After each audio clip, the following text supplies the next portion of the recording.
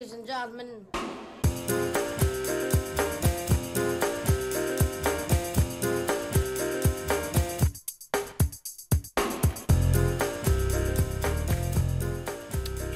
Culturelle dont on parle dans la presse ce matin, Frédéric. Il y a beaucoup de choses d'ailleurs. Oui, d'abord Venise dans le Figaro. C'est en couverture des pages culturelles du Figaro. Venise, la bellissime, dit le titre. Alors l'avantage, c'est que vous n'aurez pas à subir les hordes de touristes débarqués de paquebots géants qui ressemblent à des immeubles de banlieue parisienne, parce que ça n'est pas à Venise que ça se passe, mais à Paris. Il s'agit d'une exposition au Grand Palais, expo sur la fastueuse Venise du XVIIIe siècle. Fastueux est le mot parce que l'expo s'appelle officiellement Éblouissante Venise. Venise au XVIIIe siècle était l'endroit où se croisaient le luxe et le petit peuple, les pêcheurs et le cristal de Murano.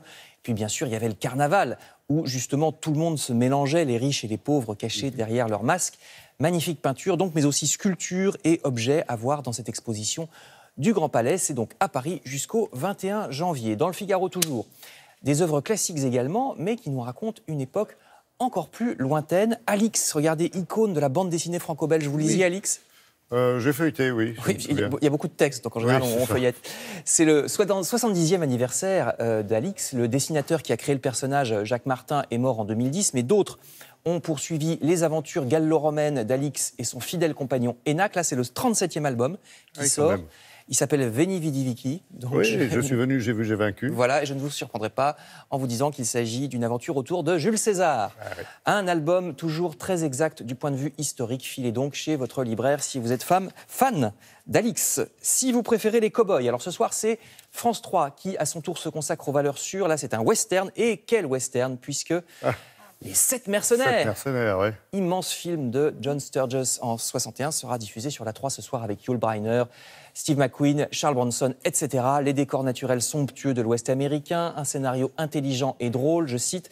Et puis surtout, c'est très bien que les grandes chaînes de télévision programment de temps en temps des grands classiques du cinéma. C'est comme ça que moi je les ai découverts autrefois quand j'étais petit à la télévision. Donc il n'y a pas de raison que d'autres en soient privés. C'est fait pour ça d'ailleurs. C'est fait pour ça, exactement.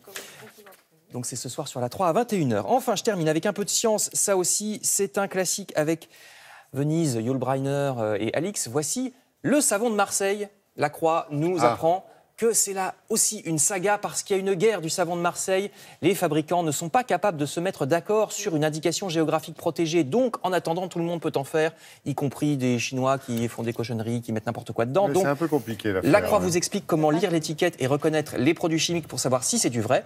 Enfin, je reste dans la chimie avec de la science. C'est une manière de voir les musées autrement, puisqu'il s'agit des conférences. Vous savez, souvent après une exposition, il y a une conférence, c'est ouvert au grand public. Là, ce que vous voyez, c'est à la Cité des Sciences, dans le 19e à Paris. Et ces conférences sont en relation, généralement, avec l'expo qui vient de se terminer. Vous inquiétez pas, parce que c'est très vulgarisé. Donc vraiment, c'est ouvert au grand public. Vous pouvez y aller. Là, vous avez vu l'article du Parisien qui recense les musées qui font ce genre de conférences, notamment les Arts et Métiers, le Quai Branly ou le Musée d'Histoire Naturelle. Vous parliez du savon de Massilia, de Marseille. Pardon, j'étais encore dans les Alix. Dans les Alix. C'est vrai que je crois qu'il ne reste plus qu'un seul atelier qu'on fabrique dans Marseille. Parce qu'ils ne savent pas s'il faut limiter aux Bouches-du-Rhône, à toute la Provence. En attendant, il n'y a rien du tout. Voilà. Comme règle.